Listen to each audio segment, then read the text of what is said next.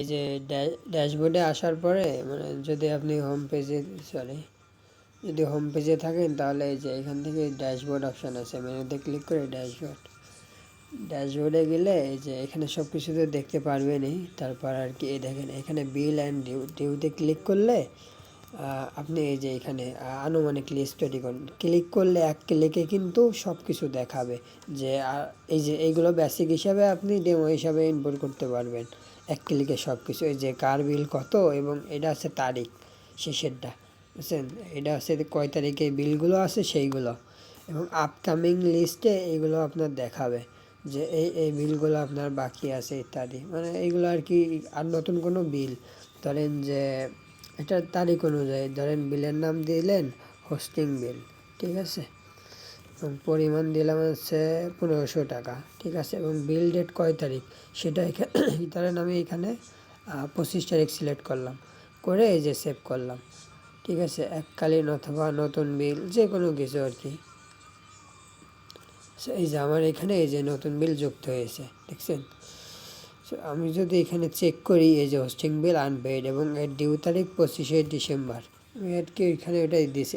এবার আমি ড্যাশবোর্ড থেকে ওটা চেক করব। দেখেন একটা জিনিস দেখেন, এই যে আপকামিংয়ের মধ্যে কিন্তু দেখেন এই যে আসন্ন বিল এখানে দেখা আছে যে কয় টাকায়।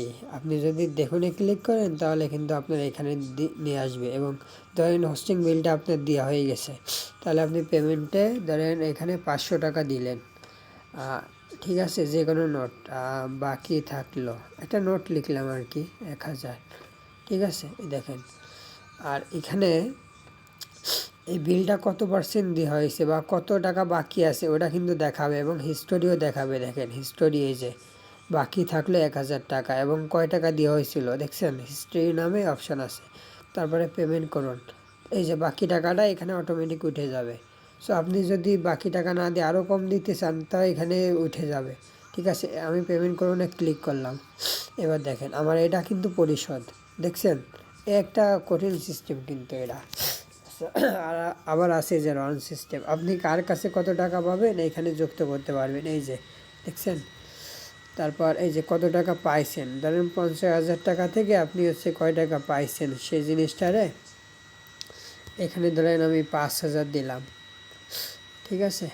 এই দেখেন এখানে আপনার আদায় হয়েছে এত টাকা এবং পাবেন এত টাকা, এখানে অটোমেটিক উঠে গেছে।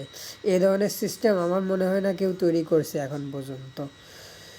এই যে ওয়ালেটের বিষয়টা তো আরও ইন্টারেস্টিং। ধরেন এই যে আপনার নগদ অর্থ আছে 9,900 টাকা, আর ধরেন আপনার এইখানে বিকাশে 2500 টাকা আছে, বিকাশে এই আপনার নগদ অর্থটা আপনি ট্রান্সফার করতে চান, সেক্ষেত্রে আছে এই যে এবং এখানে পরিমাণ আমি 900 টাকায় দিয়ে দিলাম, ঠিক আছে, ট্রান্সফার করুন, এই যে টাকা ট্রান্সফার সফল হয়েছে এবং সাথে সাথে এই যে বিকাশে এখন এত টাকা আছে।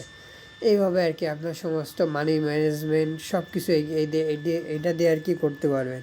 তারপরে নতুন ওয়ালেট দিয়ে দিলেন যে উপায়, অথবা ইসলামী ব্যাংক, সিটি ব্যাংক, যে কোনো ব্যাংক, এবং অর্থ হিসাব রাখার জন্য এটা ইউজ করতে পারেন আপনি। তারপর ট্রান্সফার অপশন তো দেখালামই এই ধরনের। আর এই যে টোটাল এই যে কত টাকা খরচ হয়েছে অ্যাড হয়েছে এখানে একটা চার্ট হিসাবে দেখতে পারবেন, এবং লেনদেনের একটা বেসিক হিস্টোরি এখানে দেখতে পারবেন। তারপর আছে এই যে অ্যানালিক্স, আচ্ছা অ্যানালিক্সে আসার পরে মানে এই রিপোর্টটা আর কি, অ্যানালিটিক্স রিপোর্ট, এখানে আসলে আপনি দেখতে পারবেন কয় টাকা খরচ কি দেখি সব কিছুর একটা রিপোর্ট পাবেন। এই যে বেতন এত টাকা, মানে কি দেখি খরচ টরচ এখানে একটা সব দেখাবে। আর নতুন কোনো আয় ব্যয় যুক্ত করতে চাইলে তো এখানে আসে, এই যে ধরেন আপনার ব্যাঙ্ক অ্যাকাউন্টে কোনো পেমেন্ট নিলেন বা আপনার ইনকাম হলো 5,000 টাকা, সো এখানে আপনি একটা নোট যে কোনো কিছু দিতে পারেন, আর এটা কিসের উপহার পাইছেন না কি পাইছেন এখানে সব এই যে দেখেন আমার ব্যাংক আমি সিলেক্ট করছিলাম, দেখেন ব্যাংকে কিন্তু 5 ছিল, এখন আরও 5,000 যুক্ত হয়ে গেছে। এই ড্যাশবোর্ডে দেখাবে মোট ব্যালেন্স আপনার কত টাকা আছে সেটা দেখাবে, বুঝছেন, এবং কত টাকা ব্যয় হয়েছে ওটাও এখানে দেখাবে।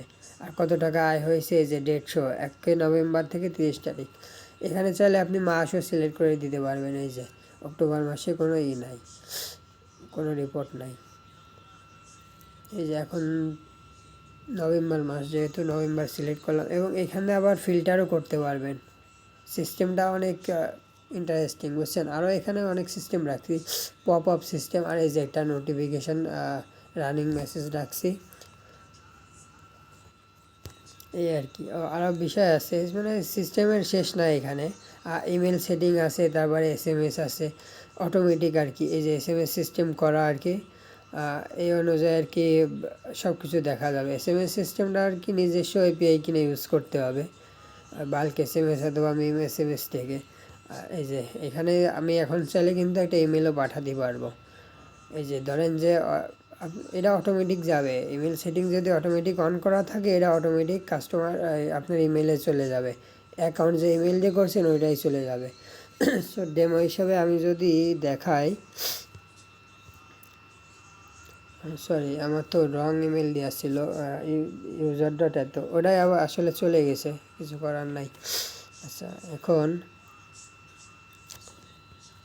মানে এখানে ওই বিলের নাম এবং পরিমাণ সহ একটা ইমেল টেমপ্লেট দেখাবে, আমি ইমেলে যে দেখাচ্ছি। তো দেখেন এখানে হচ্ছে এইভাবে দেখাবে যে অটোমেটিক ইমেল আসবে যদি সেটিং অন করা থাকে। এই যে মানে বাংলায় লিখতে পারেন যে কোনভাবে কি SMS গুলো চাচ্ছেন, তাই এখানে ইংলিশে লেখা আছে, ঠিক আছে।